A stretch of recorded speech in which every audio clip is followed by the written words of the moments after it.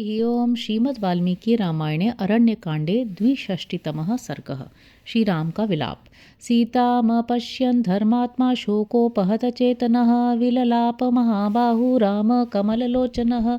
सीता को न देखकर शोक से व्याकुल चित्त हुए धर्मात्मा महाबाहु कमल नयन श्री राम विलाप करने लगे। पश्यन्निव च तां सीताम पश्यन् मन्मथार्दितः उवाच राघवो वाक्यं विलापाश्रय दुर्वचन। रघुनाथ जी सीता के प्रति अधिक प्रेम के कारण उनके वियोग में कष्ट पा रहे थे। वे उन्हें न देखकर भी देखते हुए के समान ऐसी बातें करने लगे जो विलाप का आश्रय होने से गदगद कंठ के कारण कठिनता से बोली जा रही थी। त्वम शोकस्य शाखाभिः पुष्य प्रियतरा प्रिये आवृणोषि शरीरं ते मम शोक विवर्धनी प्रिये। तुम्हें फूल अधिक प्रिय है, इसलिए खिली हुई अशोक की शाखाओं से अपने शरीर को छिपाती हो और मेरा शोक बढ़ा रही हो। कदली कांड सदृशौ कदल्या संवृता बुभौरु पश्यामि ते देवी नासि शक्ता निगूहितुम्। देवी, मैं केले के तनों के तुल्य और कदली दल से ही छिपे हुए तुम्हारे दोनों उरुओं को देख रहा हूँ, तुम उन्हें छिपा नहीं सकती। कर्णिकार वनम भद्रे हसंती देवी सेवसे अलंते परिहासेन मम बाधा वहेन वै। भद्रे देवी, तुम हंसती हुई कनेर पुष्पों की वाटिका का सेवन करती हो, बंद करो इस परिहास को, इससे मुझे बड़ा कष्ट हो रहा है। विशेषेणाश्रम स्थाने हासोऽयं न प्रशस्यते अवगच्छामि ते शीलं परिहासप्रियं प्रिये आगच्छ त्वं विशालाक्षि शून्योऽयमुटजस्तव। विशेषतः आश्रम के स्थान में यह हास परिहास अच्छा नहीं बताया जाता है। प्रिय, मैं जानता हूँ तुम्हारा स्वभाव परिहास प्रिय है। विशाल लोचने, आओ, तुम्हारी ये पर्णशाला सुनी है। सुव्यक्तं राक्षसैः सीता भक्षिता वाशता पिवा न हि सा विलपन्तं मामुपसंप्रयति लक्ष्मण। लक्ष्मण, अब तो भली भांति स्पष्ट हो गया कि राक्षसों ने सीता को खा लिया अथवा हर लिया है, क्योंकि मैं विलाप कर रहा हूँ और वो मेरे पास नहीं आ रही है। एतानि मृगयूथानि साशु नेत्राणि लक्ष्मण संतीव हि मे देवीं भक्षितां रजनीचरैः। लक्ष्मण, ये जो मृग समूह है ये भी अपने नेत्रों में आंसू भरकर मानो मुझसे यही कह रहे हैं कि देवी सीता को निशाचर खा गए। हा ममार्ये क्वत्यातासि हा साध्वी वरवर्णिनी हा सकामाद्य कैकेयी देवी मेद्य भविष्यति। हा मेरी आर्ये, तुम कहाँ चली गई? हा साध्वी, हा वरवर्णिनी, तुम कहाँ गई? हा देवी, आज कैकेयी सफल मनोरथ हो जाएगी। सीतया सह निर्यातो विना सीतामुपागतः कथं नाम प्रवेक्ष्यामि शून्यमन्तःपुरं मम। सीता के साथ अयोध्या से निकला था, यदि सीता के बिना ही वहाँ लौटा तो अपने शून्य अंतःपुर में कैसे प्रवेश करूँगा। निर्वीर्य इति लोको मां निर्दयश्चेति पक्ष्यति कातरत्वं प्रकाशं हि सीतापनयनेन मे। सारा संसार मुझे पराक्रमहीन और निर्दय कहेगा। सीता के अपहरण से मेरी कायरता ही प्रकाश में आएगी। निवृत्त वनवासश्च जनकं मिथिलाधिपं कुशलं परिपृच्छन्तं कथं रक्षे निरीक्षितुम्। जब वनवास से लौटने पर मिथिला नरेश जनक मुझसे कुशल पूछने आएंगे, उस समय मैं कैसे उनकी ओर देख सकूंगा। विदेह राजो नूनं मां दृष्ट्वा विरिहतं तया सुतापि विनाश संतप्तो मोहस्य वशमेष्यति। मुझे सीता से रहित देख विदेहराज जनक अपनी पुत्री के विनाश से संतप्त हो निश्चय ही मूर्छित हो जाएंगे।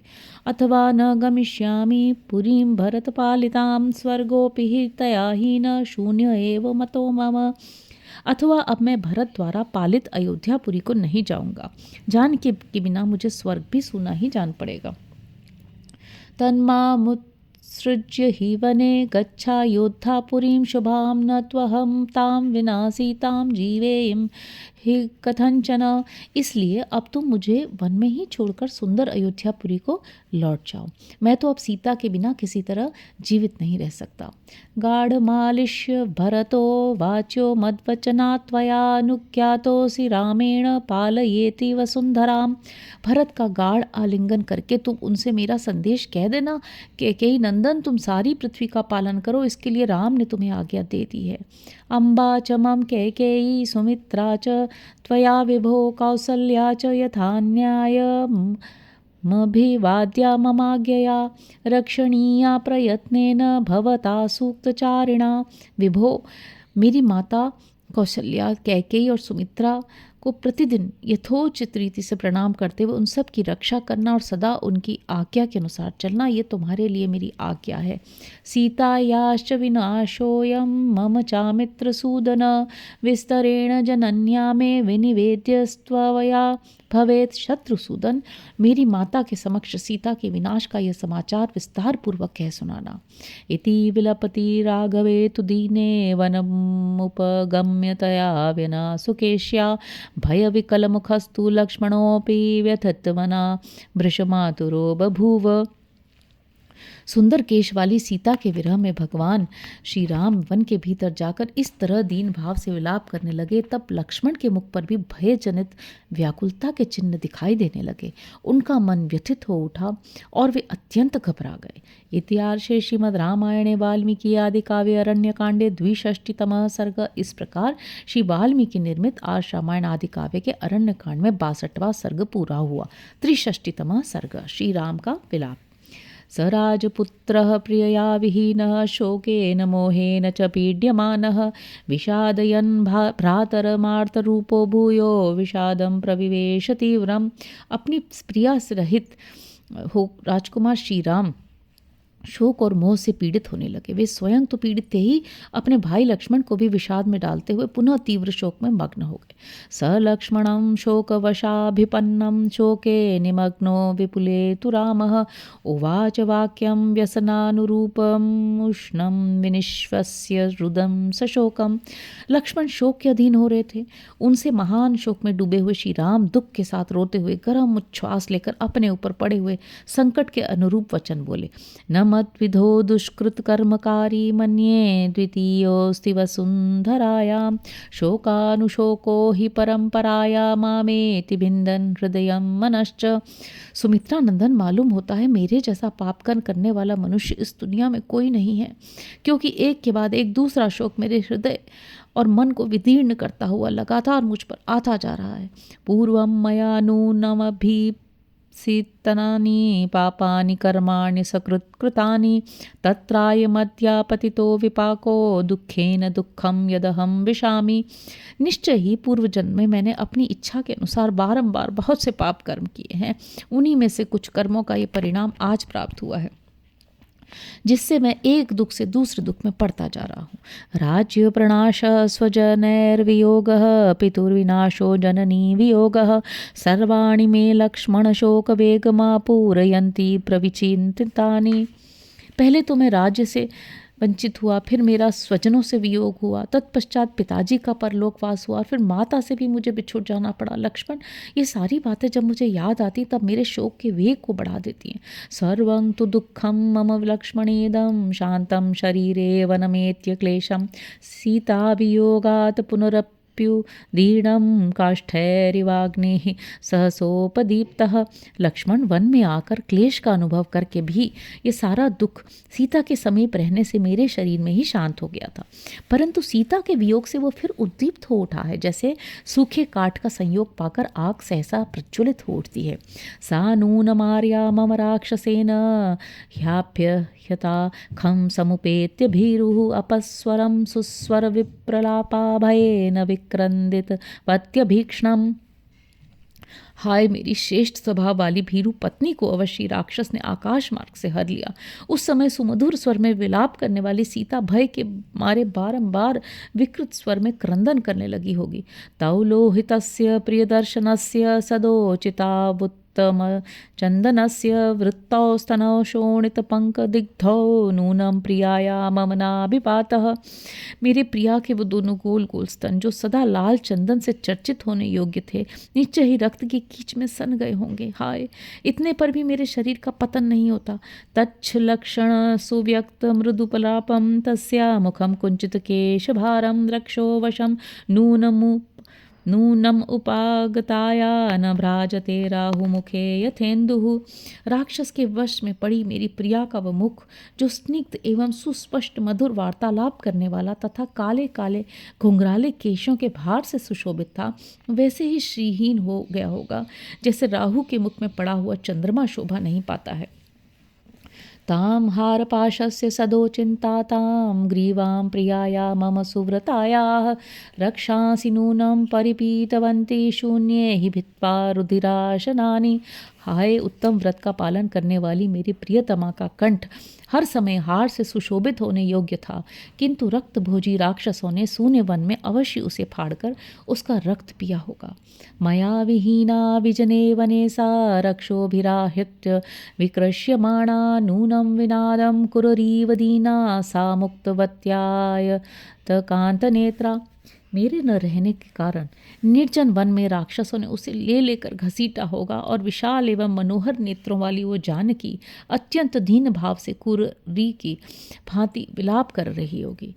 अस्मिन् मया सार्धमुदार शीला शीला तले पूर्वम उपोपविष्टा कांतस्मिता लक्ष्मण जात शासा त्वमाहा सीता बहुवाक्य जातम। लक्ष्मण, ये वही शिलातल है जिस पर उदार स्वभाव वाली सीता पहले एक दिन मेरे साथ बैठी हुई थी।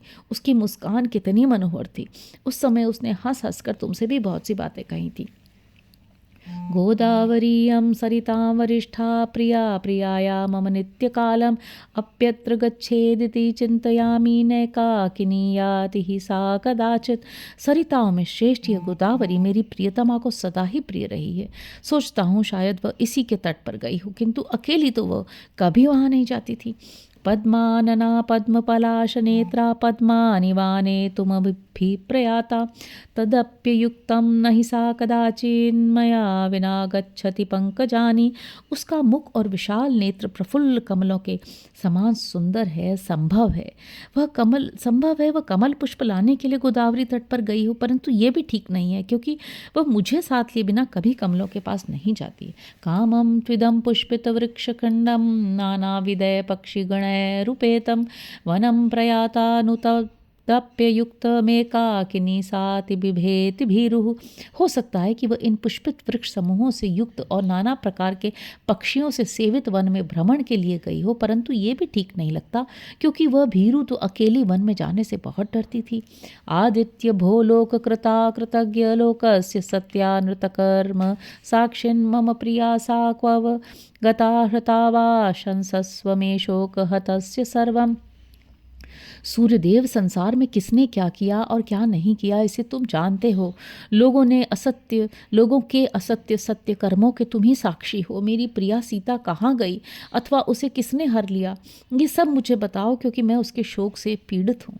लोकेषु सर्वेषु न नास्ति किंचिद यत्तेन नित्यं विदितं भवेत् तत् शंसस्व वायो कुलपालिनीं तामृता हृता वा पथि पर्तते वा।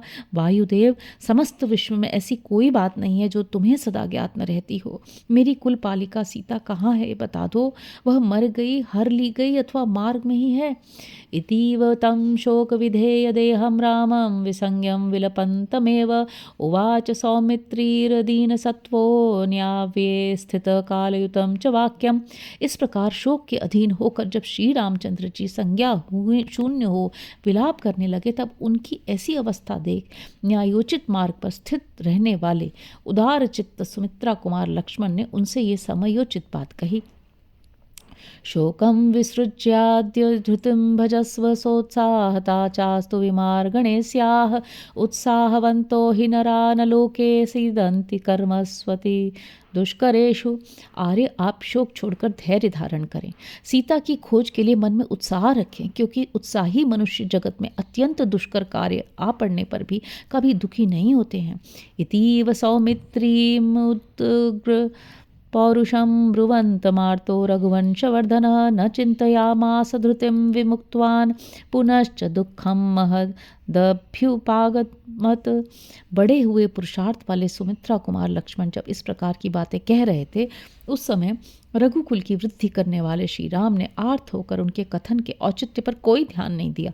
उन्होंने धैर्य छोड़ दिया और वे पुनः महान दुख में पड़ गए। इत्यार्षे श्रीमद् रामायणे वाल्मीकि आदि काव्ये अरण्य कांडे 63तमः सर्ग। इस प्रकार श्री वाल्मीकि निर्मित आर्ष रामायण आदि काव्य के अरण्य कांड में 63वां सर्ग पूरा हुआ। हरि ओम।